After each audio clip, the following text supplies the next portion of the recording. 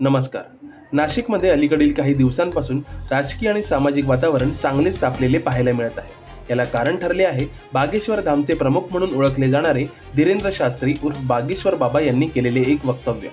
छत्रपती शिवाजी महाराजांसारख्या महान ऐतिहासिक व्यक्तिमत्वाबद्दल त्यांनी आपल्या भाषणात सांगितलेल्या कथेमुळे अनेक स्तरांवर प्रतिक्रिया उमटल्या आहेत. त्यांच्या विधानावरून विरोधकांनी तीव्र आक्षेप घेत कारवाईची मागणी केली असून या मुद्द्यावर राज्यातील राजकारणातही मोठी खळबळ उडाली आहे. या संपूर्ण प्रकरणात मुख्यमंत्री देवेंद्र फडणवीस यांनी दिलेली प्रतिक्रिया देखील विशेष चर्चेत आहे.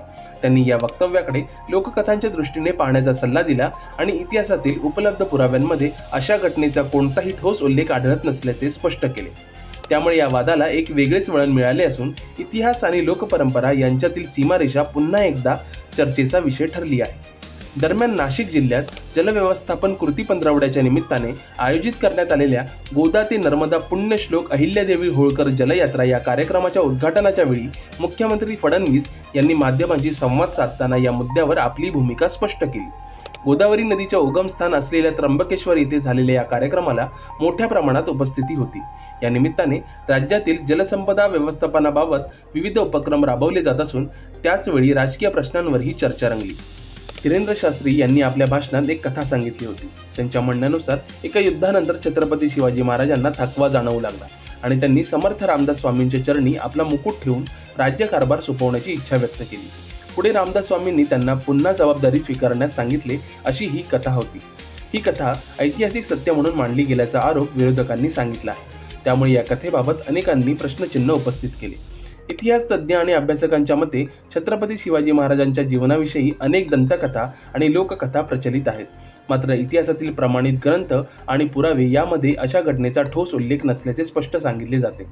मुख्यमंत्री देवेंद्र फडणवीस यांनीही याच मुद्द्यावर भर देत सांगितले की महापुरुषांभोवती अनेक कथा निर्माण होतात. या कथा लोकांच्या श्रद्धा आणि परंपरेचा भाग असतात, परंतु त्या सर्वच इतिहास म्हणून स्वीकारल्या जाऊ शकत नाहीत. त्यांनी पुढे स्पष्ट केले की रामायण आणि महाभारतासारख्या ग्रंथाशी संबंधित अनेक लोककथा विविध प्रदेशांमध्ये वेगवेगळ्या स्वरूपात सांगितल्या जातात. या कथा समाजाच्या सांस्कृतिक परंपरेचा भाग असल्या तरी त्या सर्वांचा ऐतिहासिक पुरावा असतोच असे नाही. त्यामुळे अशा कथांचा संदर्भ देताना त्याकडे विवेकाने पाहण्याची गरज आहे असे त्यांनी नमूद केले. या प्रकरणात विरोधकांनी मात्र आक्रमक भूमिका घेतली आहे. त्यांनी असा आरोप केला आहे की ऐतिहासिक व्यक्तिमत्वांबाबत चुकीची माहिती पसरवली जात आहे आणि त्यामुळे जनतेमध्ये संभ्रम निर्माण होतोय. काही राजकीय नेत्यांनी धीरेंद्र शास्त्री यांच्यावर कठोर कारवाई करण्याची मागणी केली आहे. त्यामुळे हा वाद अधिकच चिघळण्याची शक्यता निर्माण झाली. दुसरीकडे या संपूर्ण वादात बागेश्वर बाबा यांनी केलेल्या आणखी एका विधानाचीही चर्चा रंगली आहे. त्यांनी आपल्या भाषणात 4 मुले जन्माला घाला आणि त्यातील एक मुलगा राष्ट्रीय स्वयंसेवक संघात पाठवा असे आवाहन केले होते. या विधानावरूनही विविध स्तरांवर प्रतिक्रिया उमटल्या आहेत. काहींनी यावर टीका केली तर काहींनी त्याचे समर्थन केले आहे. या संदर्भात मुख्यमंत्री फडणवीस यांनी दिलेले स्पष्टीकरण महत्त्वाचे ठरते.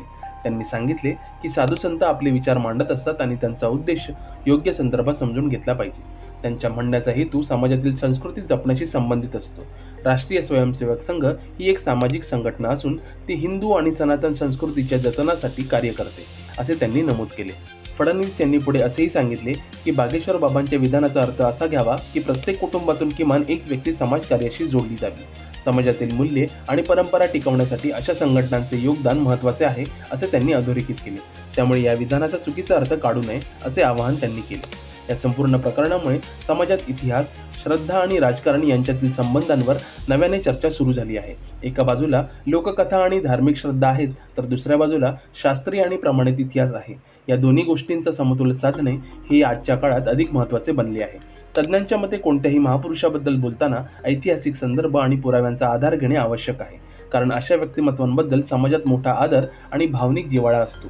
त्यामुळे चुकीची माहिती दिल्यास त्याचे दूरगामी परिणाम होऊ शकतात. राजकीय दृष्टिकोनातून पाहता अशा वादांमुळे समाजात ध्रुवीकरण होण्याची शक्यता असते. त्यामुळे राजकीय नेत्यांनी आणि सार्वजनिक व्यक्तींनी जबाबदारीने वक्तव्य करणे गरजेचे आहे. यामुळे समाजात शांतता आणि सलोखा टिकून राहण्यास मदत होते. दरम्यान जलयात्रा कार्यक्रमाच्या निमित्ताने राज्य सरकारने जलसंपदा व्यवस्थापनाबाबत अनेक उपक्रम राबवण्याचे संकेत दिले आहेत. गोदावरी ते नर्मदा या प्रवासातून जलसंवर्धन आणि पाणी व्यवस्थापनाबाबत जनजागृती करण्याचा उद्देश आहे. या उपक्रमाला मोठ्या प्रमाणात प्रतिसाद मिळत असून राज्यातील पाणी समस्येवर उपाय शोधण्याचा प्रयत्न केला जात आहे. एकूणच धीरेंद्र शास्त्री यांच्या वक्तव्यामुळे निर्माण झालेला वाद केवळ एका विधानापुरता मर्यादित राहिलेला नाही, तर त्यातून समाजातील विविध मुद्द्यांवर चर्चा सुरू झाली आहे. इतिहासाचे आकलन, लोकपरंपरेचे स्थान, धार्मिक श्रद्धा आणि राजकीय प्रतिक्रिया या सर्व गोष्टी या वादाच्या केंद्रस्थानी आल्या आहेत. आगामी काळात या प्रकरणावर काय घडामोडी घडतात याकडे सर्वांचे लक्ष लागले आहे. मात्र या वादातून एक गोष्ट स्पष्ट झाली आहे की समाजात माहिती देताना आणि ती स्वीकारताना विवेकबुद्धीचा वापर करणे अत्यंत आवश्यक आहे. इतिहास आणि श्रद्धा यांच्यातील संतुलन राखणे हेच समाजाच्या प्रगतीसाठी महत्त्वाचे ठरेल.